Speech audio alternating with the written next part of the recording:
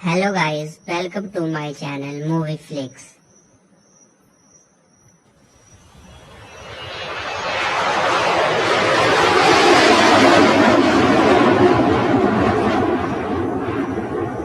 नाम मैक्स है।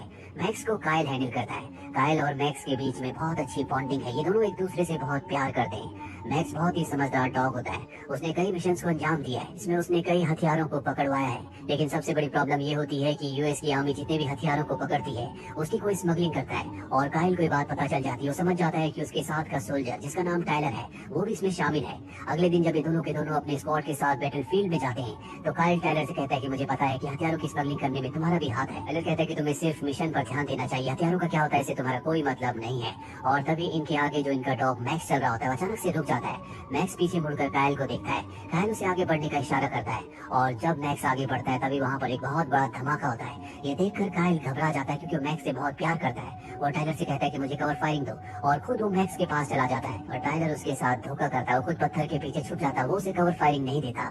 और जब सब के सब काइल के पास पहुँचते हैं तो काइल को गोली लग चुकी होती है, उसकी मृत्यु हो जाती है। वो अपने देश के लिए शहीद हो गया। काइल की मौत का कारण सिर्फ और सिर्फ टाइलर है। अगर उसने उसे कवर फायरिंग दी होती तो उसकी जान बच सकती थी। यहाँ पर काइल की मौत के बाद मैक्स पूरी तरह से टूट जाता है। वो चर्च में काइल की फ्यूनरल सेरेमनी में भी जाता है, जहाँ पर वो उसकी बॉडी के उसके ताबूत के सामने बैठ जाता है। और जब आर्मी वाले उसके ताबूत को ले जा रहे होते हैं तो मैक्स पूरी तरह से अग्रेसिव हो जाता है क्योंकि वो नहीं चाहता कि कोई भी काइल को उससे दूर ले जाए।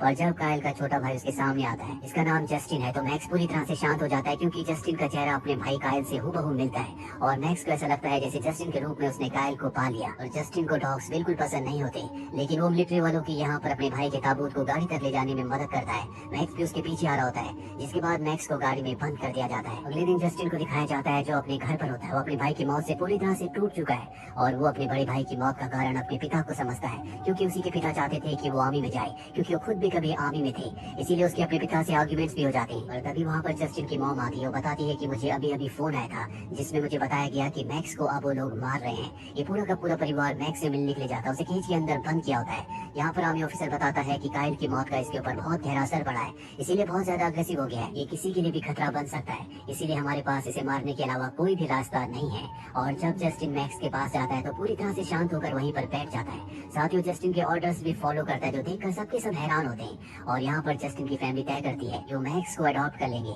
क्योंकि मैक्स काइल के बहुत करीब था, काइल उसे बहुत प्यार करता था। और अब ये परिवार मैक्स को अडॉप्ट कर लेता है। मैक्स को अपने घर लाते हैं, लेकिन फैसला करते हैं कि उसे लॉन में रखा जाएगा क्योंकि इन्हें अभी शक होता है कि वो किसी के ऊपर हमला कर सकता है। ये मैक्स को बाहर लॉन में गार्डन में बांध देते हैं और रात को जब सब सोने की तैयारी कर रहे होते हैं तो मैक्स जोर जोर से भौंकना शुरू कर देता है। दरअसल वो काइल को मिस कर रहा होता है। उसकी आवाज से सब परेशान होना शुरू हो जाते हैं। जस्टिन भी मैक्स की आवाज से सो नहीं पा रहा होता, इसीलिए वो नीचे मैक्स के पास आता है। और जैसे वो मैक्स के पास आता है मैक्स पूरी तरह से शांत हो जाता है। पर जब जस्टिन वहाँ से जाने लगता है वो दोबारा भौंकना शुरू कर देता है। मजबूरी में जस्टिन को वहीं पर सोना पड़ता है। मैक्स भी शांत होकर वहीं पर बैठ जाता है।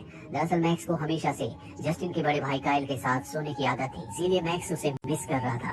अगली सुबह जस्टिन अपने बेस्ट फ्रेंड के पास जाता है। वहाँ पर उसकी कजन सिस्टर होती है जिसका नाम कार्मेन है। कार्मेन को डॉग से बहुत प्यार है। उसकी गर्दन पर डॉग के पॉ का एक टैटू भी होता है और उसे पता चलता है कि जस्टिन के घर में एक आर्मी डॉग है। वो जस्टिन से कहती है कि मैं तुम्हारे घर आकर तुम्हारे डॉग से मिलना चाहूंगी, मैं तुम्हें बता सकती हूँ कि किस तरह से डॉग्स को कंट्रोल किया जाता है। और कुछ ही देर बाद ये सब के सब मैक्स के पास पहुंच जाते हैं, जहाँ पर कार्मेन जस्टिन को समझाती है कि डॉग्स को किस तरह से कंट्रोल किया जाता है। इसके बाद जस्टिन उसे पूरी तरह से कंट्रोल कर लेता है। अब वो उसको जंजीर से भी आजाद कर देता है। ये देखकर जस्टिन की मॉम बहुत ज्यादा इंप्रेस हो जाती है और वो कार्मेन से कहती है कि तुमने बहुत अच्छा काम किया, क्यों ना आज रात को तुम हमारे साथ डिनर करो।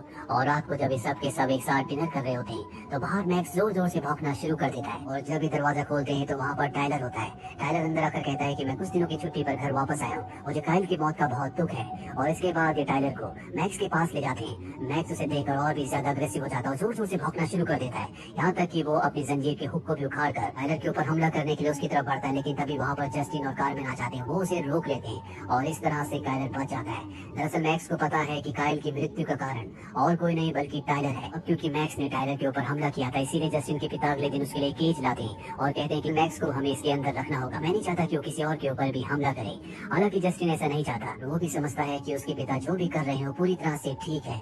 वो नहीं चाहता कि मैक्स किसी के ऊपर फिर से हमला करे। रात को जस्टिन अपने मॉम और डैड के साथ परेड देखने के लिए जाता है, जहाँ पर बहुत सारे क्रैकर्स भी फट रहे होते हैं। जस्टिन को मैक्स की याद आना शुरू हो जाती है। वो उसकी चिंता करता है क्योंकि उसे पता है कि कहीं ना कहीं वो पटाखों की आवाज से डरा हुआ होगा। वो भागता हुआ वापस अपने घर आता है, जहाँ पर मैक्स सच में बहुत ज्यादा डरा हुआ होता है। उसकी केज को खोलता है, लेकिन वहाँ से मैक्स बाहर नहीं निकल रहा होता। इसीलिए जस्टिन खुद उसके साथ अंदर जाकर बैठ जाता है और मैक्स को शांत करता है। अगले दिन टायलर को दिखाया जाता है, जो जस्टिन के पिता से मिलता है और कहता है कि आपके बेटे की मौत का कारण मैक्स है। उसने आपके बेटे काइल के ऑर्डर्स को फॉलो नहीं किया और उस जगह चला गया जहाँ पर खतरा था। इसी वजह से काइल की मृत्यु हो गई। साथ ही वो उनके वेयर हाउस में कुछ काम भी करना चाहता है, जिसकी परमिशन जस्टिन के पिता टायलर को दे देते हैं। लेकिन वो इस बात से बहुत दुखी और बहुत गुस्से में होते हैं कि उनके बेटे काइल की मौत का कारण मैक्स है। वो घर आकर उस पर गन तान देते, पर इससे पहले कि वो उसे मारते, वहाँ पर जस्टिन आ जाता है। जस्टिन उन्हें ऐसा करने से रोकता है और वो रुक जाते हैं। जस्टिन को पूरा यकीन है कि मैक्स कभी ऐसा नहीं कर सकता, इसीलिए अगले दिन वो सार्जेंट से मिलने जाता है। वहाँ पर सार्जेंट उसे बताते हैं कि मैक्स काइल से बहुत प्यार किया करता था।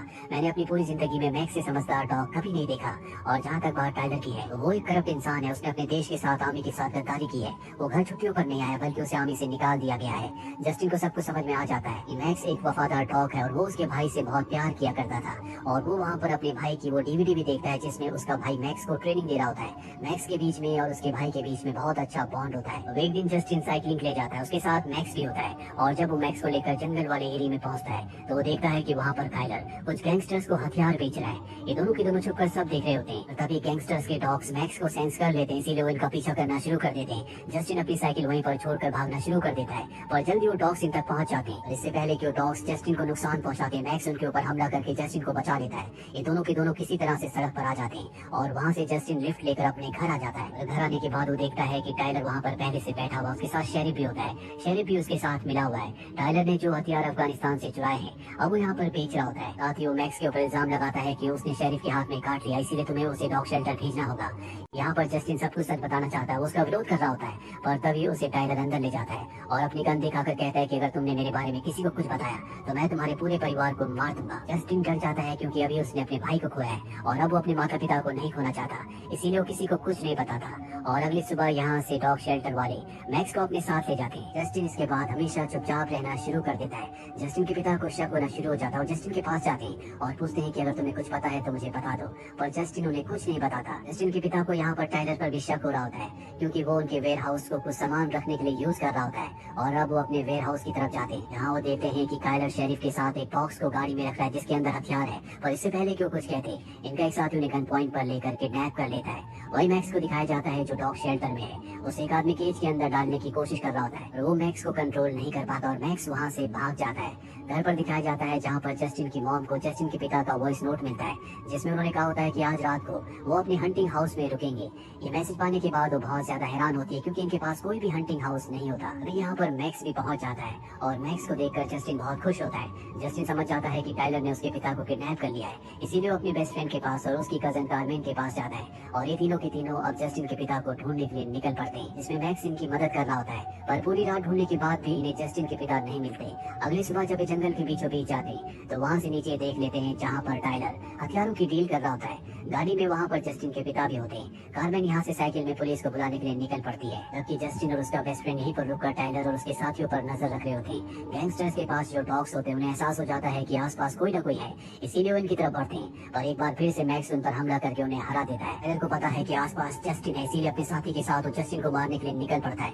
टायलर के पिता जो गाड़ी में उनके सामने शेरिफ होता है, वो गाड़ी के दरवाजे पर किक करते हैं, जिससे शेरिफ नीचे गिरकर बेहोश हो जाता है। वो उसकी गन ले लेते हैं और अब यहाँ पर जस्टिन और मैक्स भी आ जाते हैं। जस्टिन को देखकर उसके पिता बहुत ज्यादा खुश होते हैं और वो कहते हैं कि अब भी टायलर हमारे पीछे है, इसीलिए हमें अलग अलग रास्तों से यहाँ से निकलना होगा। दोनों जंगल के अलग अलग रास्तों से निकलना शुरू कर देते हैं। थोड़ी देर बाद वहाँ शेरिफ को होश आ जाता है, जिसके बाद गाड़ी से वो इनका पीछा करना शुरू कर देता है। जल्दी वो जस्टिन के पिता के सामने होता है, पर इससे पहले कि वो जस्टिन के पिता को गाड़ी से कुचलता, जस्टिन के पिता उस पर कई गोलियां चलाते हैं, जिससे उसकी गाड़ी का बैलेंस बिगड़ जाता है और गाड़ी नीचे खाई में गिरकर ब्लास्ट हो जाती है, जिससे शेरिफ की मौत हो जाती है। वही जस्टिन को दिखाया जाता है जो एक रेलवे ट्रैक के ब्रिज के ऊपर होता है, पर तभी वहाँ पर टायलर पहुंच जाता है। टायलर कहता कहता है कि तुम्हारी वजह से मेरी आज की डील कैंसिल हो गई। आज मेरे हथियारों की डील होने वाली थी, लेकिन तुम्हारी प्रेजेंस की वजह से वो सब के सब लोग वापस चले गए और अब वो जस्टिन को मारना चाहता है। वो जस्टिन को गोली मारने वाला होता है कि तभी मैक्स उसके ऊपर हमला कर देता है और खुद भी उसके साथ ऊपर से नीचे ब्रिज से गिर जाता है।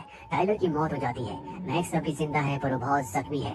यहाँ पर अब पुलिस भी आ चुकी होती है, जिन्हें कार में लेकर आई है। पुलिस टाइलर के साथी को पकड़ लेती है। अगले दिन दिखाया जाता है कि मैक्स बुरी तरह से इंजर्ड है, पर जस्टिन की फैमिली उसकी शुक्रगुजार है क्योंकि उसी की वजह से जस्टिन की और जस्टिन के पिता की जिंदगी बच पाई है। अभी फैसला करते हैं कि मैक्स को अपने साथ अपने घर के अंदर ही रखेंगे। तो सबसे पहले जस्टिन मैक्स के साथ अपने भाई की ग्रेव पर जाता है और कहता है कि तुमने मुझे मेरी जिंदगी की सबसे बेहतरीन चीज दी है, जो कि मैक्स है, और वो अपने भाई को सैल्यूट करता है।